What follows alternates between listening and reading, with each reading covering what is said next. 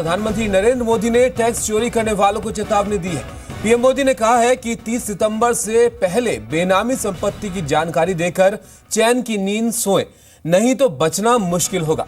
साथ ही मोदी ने यह भी कहा कि देश के विकास के लिए सरकार पूरी तरह प्रतिबद्ध है और एक बार फिर से काले धन छुपा कर रखने वालों को लेकर पीएम मोदी ने चेताया है कि वो सरकार की डिक्लेरेशन स्कीम का फायदा उठाएं और ब्लैक मनी को घोषित करें अगर उनको चैन की नींद सोना है तो।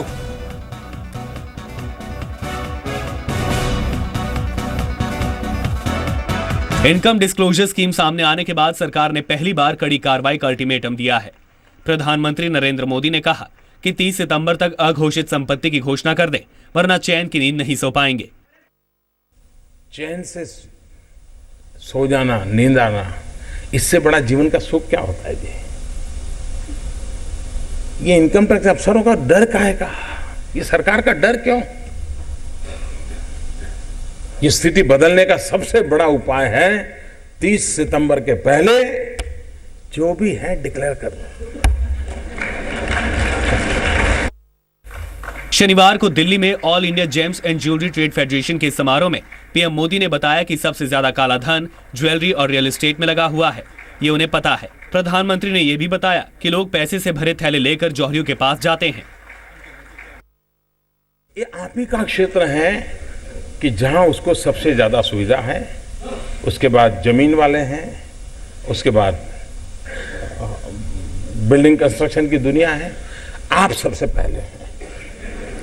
तो आप मेरी मदद करेंगे, देश की मदद हो जाएगी। इनकम डिस्क्लोजर स्कीम के तहत काला धन रखने वाले अपनी अघोषित आय की घोषणा 30 सितंबर तक कर सकते हैं। इसके लिए 45% टैक्स और जुर्माना चुकाना होगा।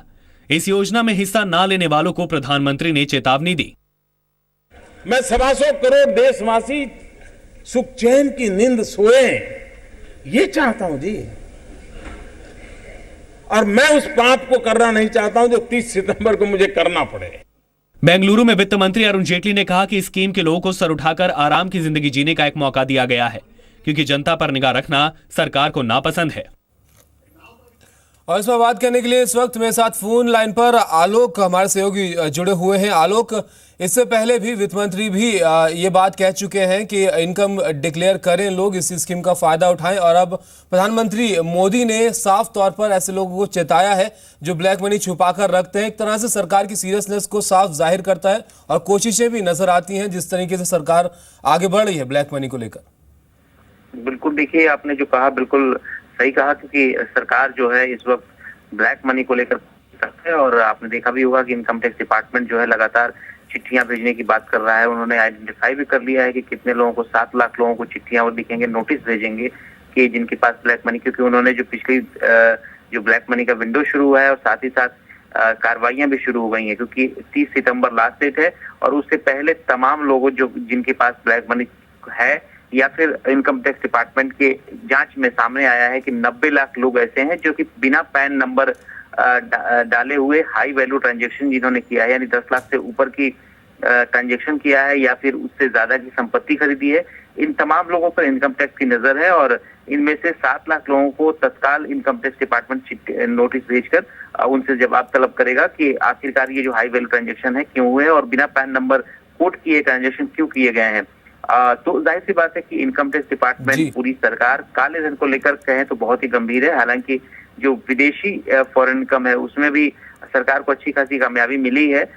22,000 करोड़ की तरह अमाउंट बताया जा रहा है कि विदेशों से जो फॉरेन डिस्क्लोजर स्कीम आया उसके तहत आया, और अब जो ये डोमेस्टिक इनकम डिस्क्लोजर स्कीम चल रहा है उसमें भी सरकार को उम्मीद है कि अच्छा पैसा आएगा। तो कुल मिलाकर सरकार की कोशिश यही है कि ब्लैक मनी की जो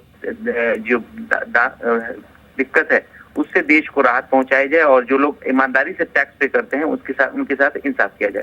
जी आलोक, ये तो सरकार की कोशिशें हैं। जिस तरीके से बात करें वित्त मंत्री के बयान की या प्रधानमंत्री के बयान की, या जो 1 करोड़ से ऊपर के विदाउट पैन के ट्रांजैक्शन है उनको पकड़ने की या उनको नोटिस भेजने की, लेकिन जो स्कीम की अगर बात करें तो किस तरह का रिस्पांस इस स्कीम को मिल रहा है? जैसे कि देखा गया था पिछली बार डिक्लेरेशन स्कीम में इतना ज्यादा इंटरेस्ट लोगों ने नहीं लिया था।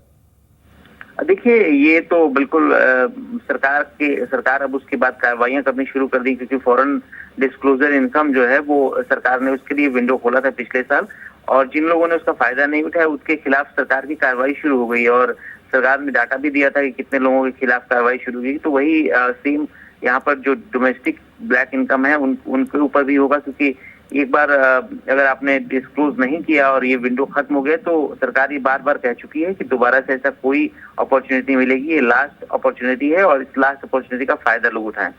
जी शुक्रिया आलोक इस सब जानकारी के लिए। तो सरकार की कोशिश यही है लोगों को बताने की कि वो इस स्कीम का फ़ायदा उठाएं।